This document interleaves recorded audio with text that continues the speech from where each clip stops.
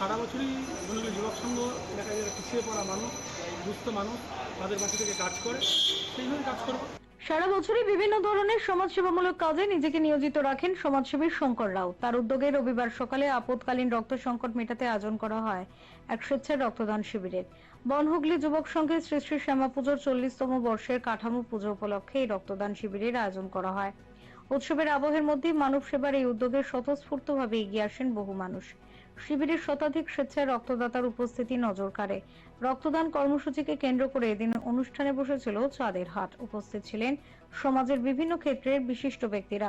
তারা রক্তদাতাদের উৎসাহিত করার পাশাপাশি আপদকালীন সময় রক্তের সংকট মেটাতে এই ধরনের উদ্যোগের গুরুত্বের কথাও তুলে ধরেন। মানুষের পাশে দাঁড়িয়ে আপদকালীন রক্তের যোগান নিশ্চিত করতে শঙ্কর রাউতের এই উদ্যোগকে সাধুবাদ জানান উপস্থিত সকলে।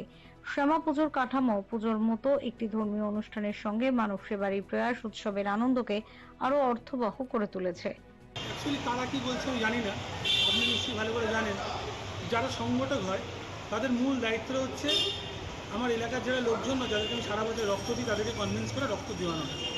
তারপরের 1 মাস পর থেকে আমার দায়িত্ব হচ্ছে যারা রক্ত দিয়েছে তারা যাতে রক্ত সরবরাহ হয় তাদের জন্য ঠিকঠাকভাবে সম্পূর্ণ বিনামূল্যে রক্ত পায়, সেইটা হচ্ছে সংগঠকদের দায়িত্ব।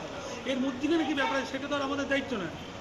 ওই যে ব্যাপারটা হচ্ছে 2,500 লোক রক্ত দিচ্ছে, এটা আজ নয় 15 বছর ধরে তৈরি হয়েছে। আমার লাস্ট ইয়ার আমার 2,500 লোক রক্ত দিয়েছে।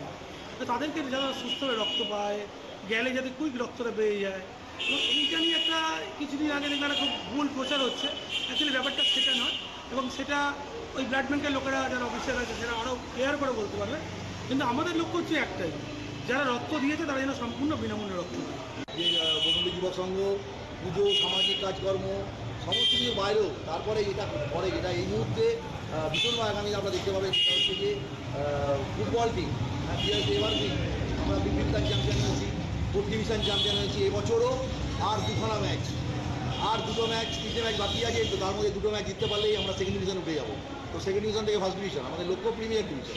তো স্টেপ বাই স্টেপ হচ্ছে, আশা করি এবছরও হয়ে যাবে। সব মায়ের ইচ্ছা, মা কালীর ইচ্ছা। আজকে কাটামায় একটা শুভ দিন, আপনারা যখন জিজ্ঞেস করছেন, তো মায়ের কাছেও প্রার্থনা করি যেন আর আগামী 2টো চ্যাম্পিয়নশিপের ম্যাচ টিমটা ভালো যেভাবে জয়ের ধারা অব্যাহত রেখেছে, আগামী দিন ইয়ে করলে না ওঠার কোনো কারণ নেই। তো সেই জায়গা থেকে শঙ্করকে আমি আমার ইয়ে থেকে, কেন যেখানে খেলাধুলা ভালোবাসে মানে মানুষটার মধ্যে খেলাধুলা যারা ভালোবাসে না, শিশু যারা ভালোবাসে না, ফুল যারা ভালোবাসে না, হ্যাঁ আমি মনে করি না যারা মানুষের মধ্যে আছে। তো খেলাধুলা যিনি এইভাবে প্রমোট করছে, তার থেকেও বড় কথা বনগুলি যুব সংঘ অন্তত 7-8টা ডিস্ট্রিক্টে ছেলেদেরকে এখানে খেলার জায়গা করে দিয়েছে। এই বনগুলি যুব সংঘ ক্লাবই আছে, এখন যাই দেখুন আর এখানেই আছে, যারা সাউথ 24 পরগনা, নদিয়া, আপনার কি উত্তরবঙ্গ, সমস্ত ছেলেরা এখানে থেকে তারা ভালো খাওয়া দাওয়া পাচ্ছে, তারা ভালো ক্রীড়া সরঞ্জাম পাচ্ছে, যেটা এই লেভেলে কেউ কোনো ক্লাব দেয় না।